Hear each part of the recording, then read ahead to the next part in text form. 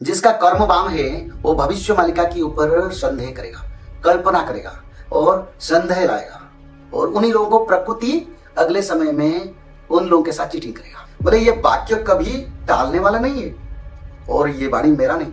भविष्य मालिका लिखने के बाद बोले ये तो मूल लिखा हूं, मैं लिखा हूं, इसका अर्थ मैं नहीं लिखा हूं, ये भगवान ने लिखे थे, मैं उसको प्रकाश कर रहा हूं। 26 मसीहा में सबसे बड़ा इशू रहेगा विश्व में प्रकृति पंचभूत में बड़ा परिवर्तन आएगा, क्लाइमेटिक कंडीशन में, जिसमें सारा विश्व की जलवायु ड्राई बनेगा। अंत समय में उगाने से पहले खेती नष्ट हो जाएगा। भारत में और विश्व में कई स्थान पर भूकंप होगा, और भूकंप ऐसे होगा जैसे जापान में, थाईलैंड में, इंडोनेशिया में, चाइना में, पाकिस्तान में, उसी देश का बात कहता हूँ। भारत में भी होगा, अमेरिका में भी होगा, अगर ये भविष्यवाणी नहीं होगा। देखो, भविष्य शास्त्र जब हुआ तब सरकार की जैसे एग्रीमेंट होता है ना, तो अच्युतानंद ने किसी के साथ एग्रीमेंट नहीं किया। अच्युतानंद ने बोले मुँह कहूची बोली मोहर वाक्य नुहे प्रभु खंजी चंती धाता कर्म वाम हेले कल्पना ग्रासीव प्रकृति काटिव चिता। जिसका कर्म वाम है वो भविष्य मालिका के ऊपर संदेह करेगा, कल्पना करेगा और संदेह लाएगा। कर्म वाम हेले कल्पना ग्रासीव, जिसका कर्म खोट है जिन लोगों का, वो लोग इसके ऊपर बहस करेंगे, विचार करेंगे, मन में द्वंद्व लाएंगे। ये कल्पना का अर्थ द्वंद्व आएगा भविष्य मालिका के विचारधारा, सत्यता असत्यता, और उन्हीं लोगों को प्रकृति अगले समय में उन लोगों के साथ चीटिंग करेगा। इसको लेके प्रकृति काटी वह चित्ता, चित्ता का अर्थ प्रकृति उस समय उन लोगों को बड़ा परेशान करेगा। कब करेगा? विनाश, संहार के समय। तो इसलिए उन्होंने लिखे उदयति यदि भानु पश्चिमे दिग् विभागे विकसति यदि पद्मं पर्वतानां शिखाग्रे प्रचलित यदि मेरु शीततां जाति वन्नी के नटंती खड़ुवाक्यं सद जनानां कदाचित। बोले ये वाक्य कभी टालने वाला नहीं है, और ये वाणी मेरा नहीं।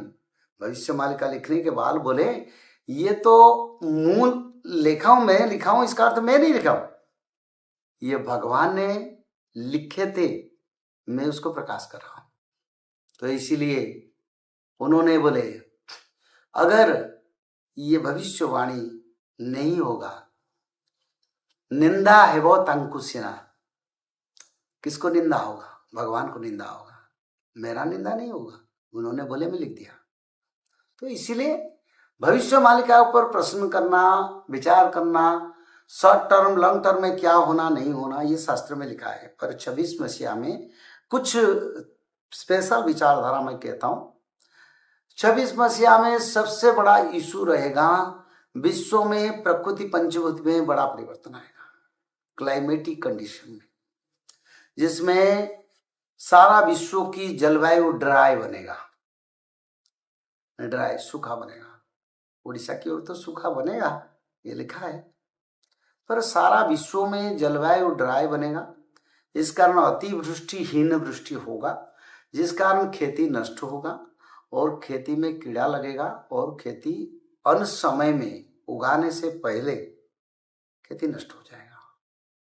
महंगाई बढ़ेगा, फाइनेंशियल मार्केट, कई बैंक के ऊपर बड़ा आपदा आएगा।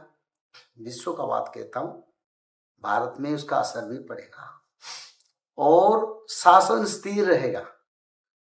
शासन में कोई लोग बोलते हैं ये ग्रह चलन होता है, ये होता है।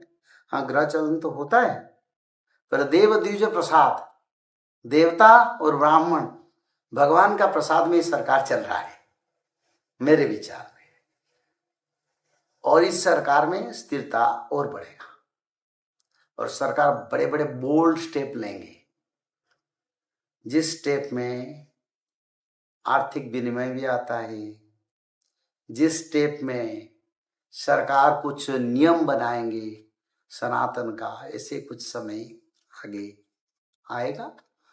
और साथ ही साथ आगे African country, European country, China, Japan, कुछ देश में बीमारी का नया रूप भी लोग देखेंगे। और भारत में और विश्व में कई स्थान पर भूकंप होगा। और भूकंप इससे होगा जैसे जापान में, थाईलैंड में, इंडोनेशिया में, चाइना में, पाकिस्तान में, उसी देश का बात कहता हूँ। भारत में भी होगा, अमेरिका में भी होगा। और बड़े बड़े साइक्लोन आएगा। और साथ ही साथ संसार में लोग धर्म की ओर भी आएंगे। भविष्य मालिका का बहुत प्रचार होगा, बहुत लोग परिवर्तन होंगे। विश्व में, भारत में जहां जहां देवी देवता मंदिर है, उस मंदिर में बड़े बड़े संकेत मिलेगा आपदा का। और जगन्नाथ महाप्रभु कई संकेत इस 6 महीने में देंगे। और इसके साथ साथ भारत में, उड़ीसा में जो सप्त मातृका है, उड़ीसा में जो नवदुर्गा है, जो